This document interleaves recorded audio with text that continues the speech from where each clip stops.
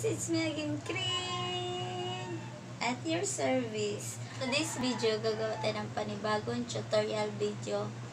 At ang title kung paano maglagay ng sound effects sa KineMaster. Kasi KineMaster lang naman gamit ko.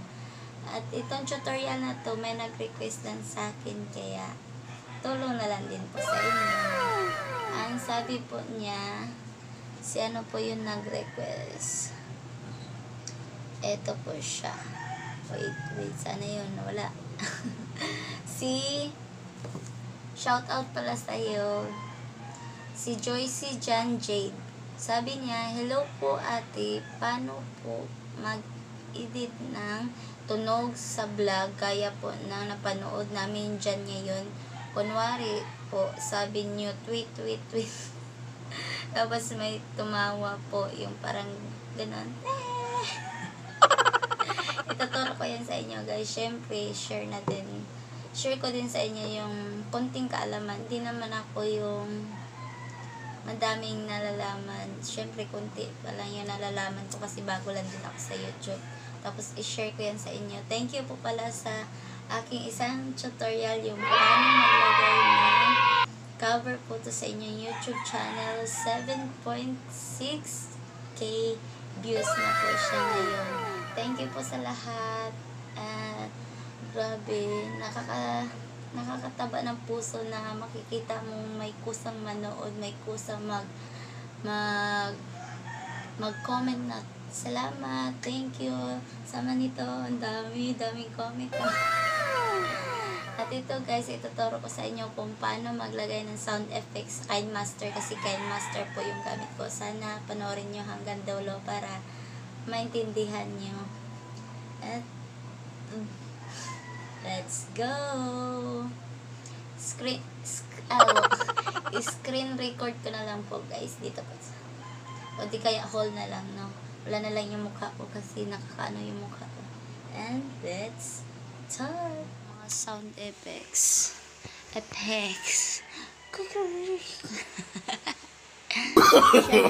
No. Guys, kung hindi pa kayo naka-download ng mga kung saan kayo kukuha ng mga tawa-tawa na sound. Siyempre, wala yun, diba? Turo ko din sa inyo, guys. Eto, yung sasayaw. Ayan na siya, guys. Ganyan siya. Stop muna natin siya, guys.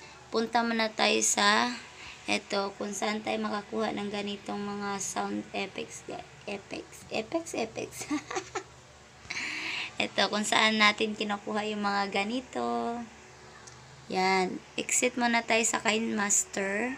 Bale guys, punta muna tayo sa Google.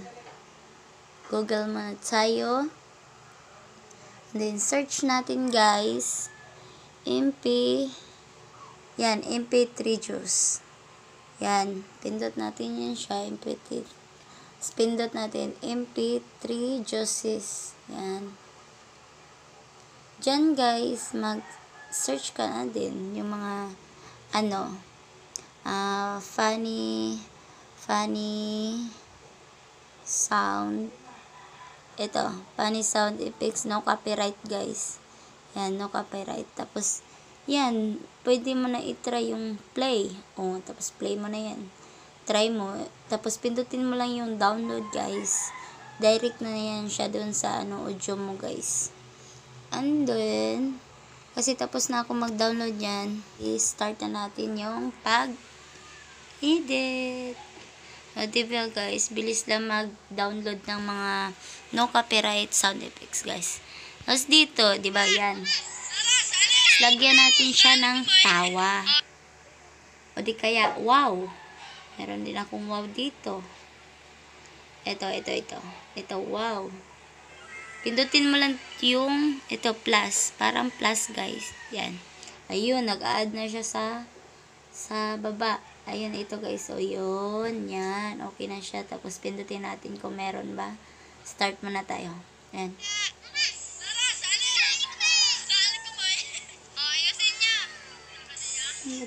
Wait. Akasan natin guys, hindi mo siya marinig. Ayan na. Mahina siya guys. Ayan, ganyan lang yung pag-adjust. Mahina siya kasi naka-screen record tayo. Pero ganyan lang po kadali. Ayan lang. Dito hanap ka lang. Tapos pindot ka lang dyan. Pili ka lang ito. Lagay natin ito. Tapos plus ka lang. Yan lang. Yan lang. Yun lamang po kadali. At sana nagustuhan nyo ang aking simpleng tutorial po. At sana makatulong. And comment down na din po kung ano pang gusto nyo yung tutorial. Tuturuan ko kayo kung alam ko po.